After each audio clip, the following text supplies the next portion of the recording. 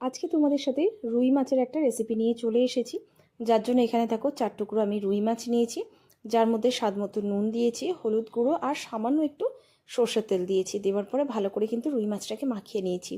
এদিকে গ্যাসের মধ্যে বসিয়েছি একটা কড়াইটা গরম হয়ে যাওয়ার সাথে সাথে পরিমাণ মতো সর্ষের তেল দিয়েছি। এবার সর্ষের তেলটাকে ভালো মতো গরম করে নিয়ে তবেই কিন্তু মাছগুলোকে ছাড়তে হবে।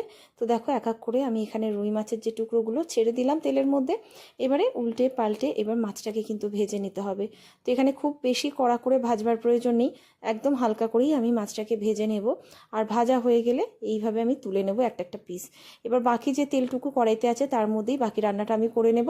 তো এখানে প্রথমে গোটা জিরে আর দুটো কাঁচা লঙ্কা যেটা আমি চিড়ে নিয়েছি ফোড়নে দিয়ে দিলাম, সাথে দিয়েছি অল্প একটু পেঁয়াজ কুচি। তো পেঁয়াজটাকে দেওয়ার পর বেশ কিছুক্ষণ মিডিয়াম ফ্লেমে নাড়াচাড়া করেছি। পেঁয়াজ কুচিটা একটু নরম হয়ে গেছে।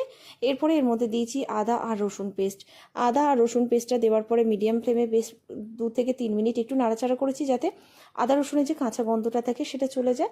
তারপর খুব সামান্য একটু জল দিয়ে এর মধ্যে গোলমরিচের গুঁড়ো, কাশ্মীরি লাল লঙ্কা গুঁড়ো আর খুব সামান্য একটু চিনি দিয়েছি। তো দেওয়ার পরে আবারও কিন্তু এইভাবে মশলাটাকে কষিয়ে নেব। তো কালারটা দেখো অনেকটাই চেঞ্জ হয়ে এসেছে। এবার গ্যাসটাকে কিন্তু একদম লো করে দেব, দিয়ে খুব সামান্য একটু দই আমি এটার মধ্যে অ্যাড করে দিলাম, মানে টক দই একটু ফেটিয়ে রেখেছিলাম সেটাই দিয়ে দিলাম।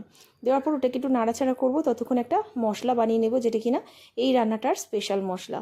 তো তার জন্য এখানে একটা মিক্সির বাটি নিয়েছি, ঝালের জন্য 2টো কাঁচা লঙ্কা নিয়েছি, তোমরা পরিমাণ বাড়াতে বা কমাতে পারো। আর সাথে নিয়েছি গোটা জিরে আর গোটা ধনে আর বেশ কিছুটা ধনে পাতা। এখানে ধনে পাতার ফ্লেভারটাই কিন্তু আসল।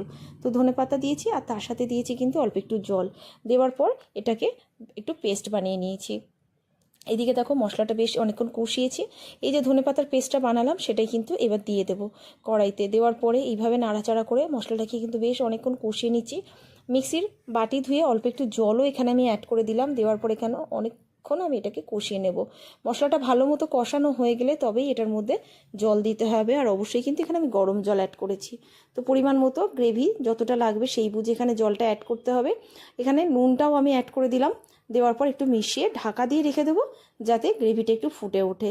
তো ব্যাস ঢাকনাটা খুলেছি, গ্রেভিটা ফুটছে, একটু মিশিয়ে নিয়ে এটার মধ্যে এক এক করে মাছের পিসগুলো দিয়ে দেবো যেটা ভেজে রেখেছিলাম। এবার এটাকে দেওয়ার পর হালকা করে একটু মিশিয়ে নিয়ে আমি ঢাকা দিয়ে বেশ কিছুক্ষণ ফুটতে দেবো ঝোলটা, যাতে মাছের মধ্যে গ্রেভিটা একটু ঢোকে। আর যতটা গ্রেভি দরকার ততটাই রাখতে হবে। তো ব্যাস রান্নাটা একেবারেই কমপ্লিট হয়ে গেছে। গরম ভাতের সাথে একবার হলেও ট্রাই করো, আর কেমন লাগলো সেটা কিন্তু জানাতে ভুলো না। আর এই ধরনের অনেক রেসিপি কিন্তু আমার ইউটিউব চ্যানেল আর ফেসবুক পেজে দেওয়া আছে, দেখে নিও। আর যদি ভালো লাগে অবশ্যই কিন্তু সঙ্গে থেকো। তো চলো দেখা হবে আরও একটা নতুন রেসিপির সাথে। ততক্ষণের জন্য ভালো থেকো, সুস্থ থেকো, টাটা।